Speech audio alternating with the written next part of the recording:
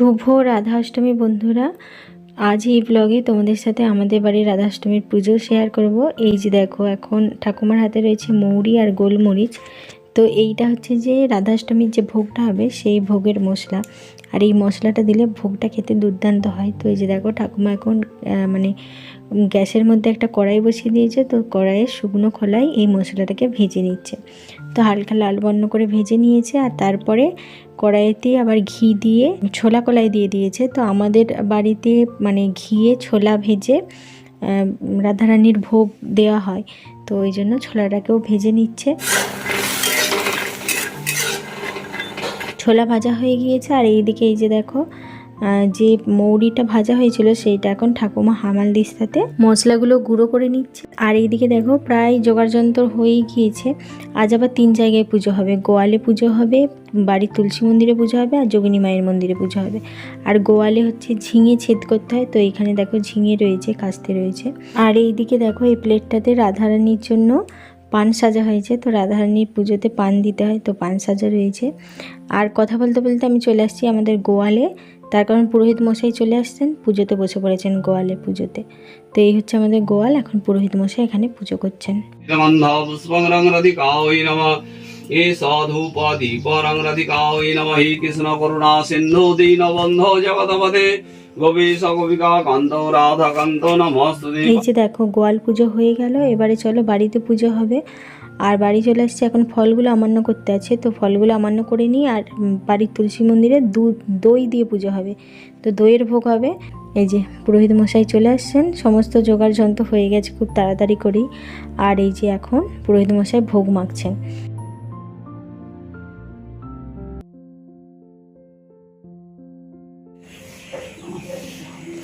রাধে বৃন্দাবনেশ্বরী বিশ্বভানুসুতাং দেবী সংনমামি হরিপ্রিয় নমঃ। পুষ্পং রাধিকায় নমঃ।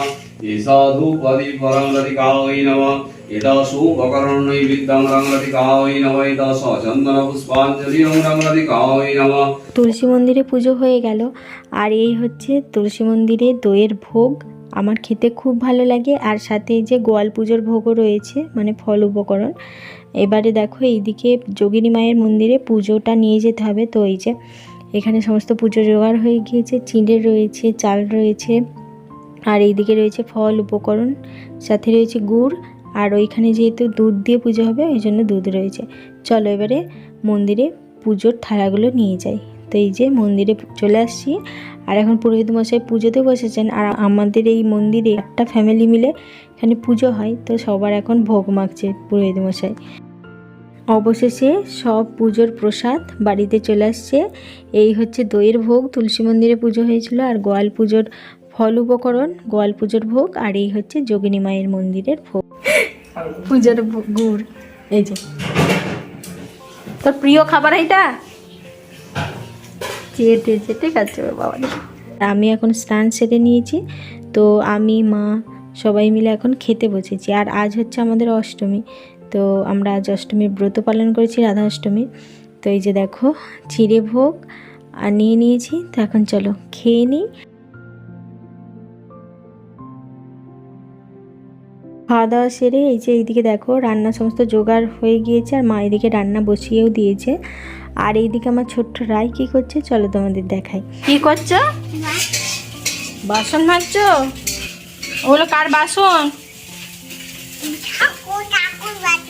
ঠাকুরের বাসন। কি করবে ঠাকুরের বাসন ধুয়ে?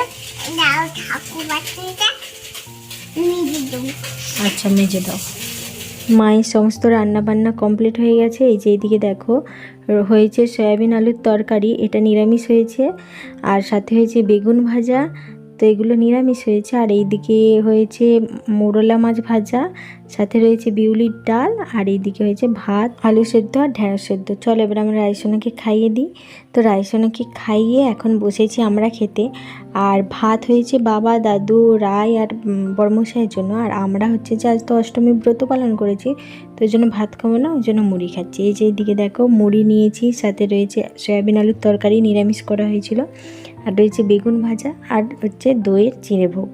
তো এই আমরা খেতে বসলাম। খাওয়া দাওয়া সেরে রায়কে রাধা সাজিয়েছিলাম যে কিছু ফটোশ্যুট করব, ওর ভালো কোনো ফটো তোলা হয়নি সেই দিনকে, শুধু ওই কিছু ভিডিও হয়েছিল ব্যাস।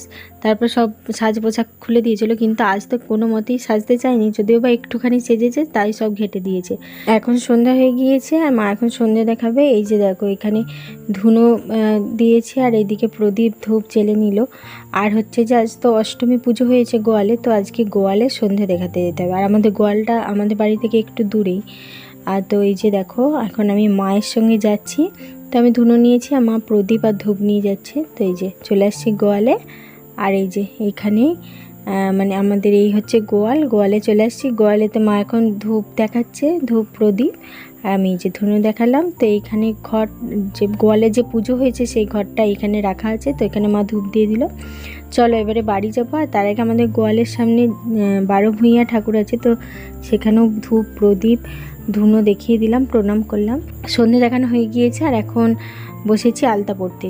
তো আমাদের বাড়িতে যে কোনো পুজো হলেই আমরা আলতা পড়ি, আর এমনিতেই তো বৃহস্পতিবারে, প্রতি বৃহস্পতিবারে আলতা পড়াই হয়। তো চলো ব্লগটা এখানেই শেষ করছি। আর এইভাবে আমাদের বাড়িতে রাধা অষ্টমীর পুজো পালন হয়। তো কেমন লাগলো আজকের ব্লগ জানিও। দেখা হচ্ছে পরের ব্লগে।